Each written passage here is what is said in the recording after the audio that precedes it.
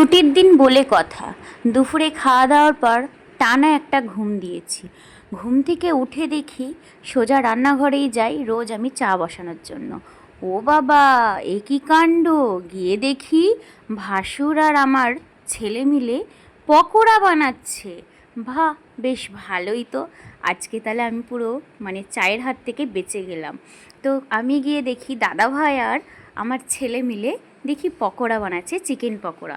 ও বাবা, সেই চা বানাচ্ছি না তো কি হয়েছে, আমার ঘাড়ে দায়িত্ব পড়লো কফিটা তুমি করো, আজকে কফি দিয়ে চিকেন পকোড়া খাওয়া হবে। বাহ, শুনে তো বেশ আমার ভালোই লাগলো।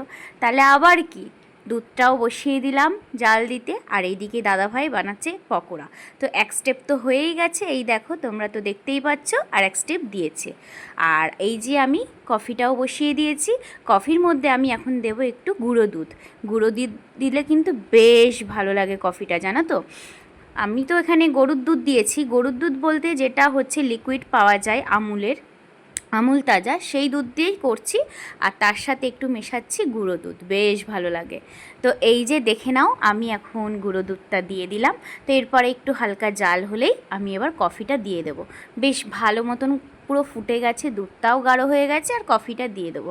আর কফি আর তোমাদের কি দেখাচ্ছি বলো, কফি তো সবাই বানাতে পারে কম বেশি, তা না কি? ঠিক বললাম তো বন্ধুরা?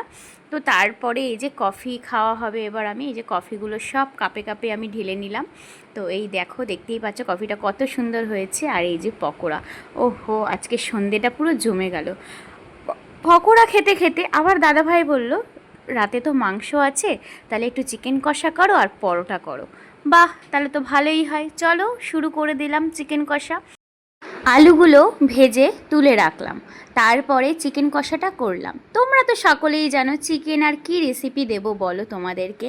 তো চিকেনটা যেরকমভাবে রোজকার করি সেইভাবেই করেছি। কিন্তু হ্যাঁ বন্ধুরা, একটা প্রসেস দিয়েছি, সেটা হচ্ছে আদা রসুনের পেস্টটা আমি ওটা বাজার থেকে কিনে দিয়েছি, সেটা হয়তো আমি ভিডিও করতে পারিনি। তো সেই পেস্টটা দিয়েই আজকে করেছি, বেশ ভালো হয়েছিল। বাজার থেকে কেনা ওই আদা রসুন পেস্টটা, আমাদের মিক্সচারটা খারাপ হয়ে গেছিলো বলে ওর জন্য কেনাটা ব্যবহার করেছি। তো এই যে ফাইনালি পরোটা চিকেন কষা রেডি।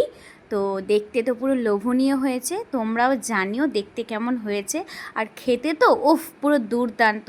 আজকে সন্ধেটাও যেরকম জমে গেছে, রাত্রের খাওয়াটাও পুরো জমে গেছে। তো এই যে আমি এখন একটা বাইট নিয়ে নিচ্ছি। ও হো, কি বলবো বন্ধুরা, এত টেস্টি হয়েছিল, আমার মুখ দেখে তোমরা অবশ্যই বুঝতে পারছো কতটা টেস্টি হয়েছিল। তো কারা কারা এরকম চিকেন কষা তার সাথে পরোটা বা লুচি বা বাটার নান খেতে কারা কারা পছন্দ করো, আমাকে অতি অবশ্যই কমেন্ট করে জানাবে কিন্তু বন্ধুরা। আমার তো ভীষণ ভালো লাগে, ভীষণ। তো চলো আজকের মতন তাহলে আমি ভিডিওটা এখানেই শেষ করছি। ভালো লাগলে অতি অবশ্যই লাইক করো, কমেন্ট করো, আর তার সাথে আমার চ্যানেলটিকে সাবস্ক্রাইব করে দিও কিন্তু বন্ধুরা। কি ঠিক বললাম তো? চলো তাহলে আজকের মতন টাটা।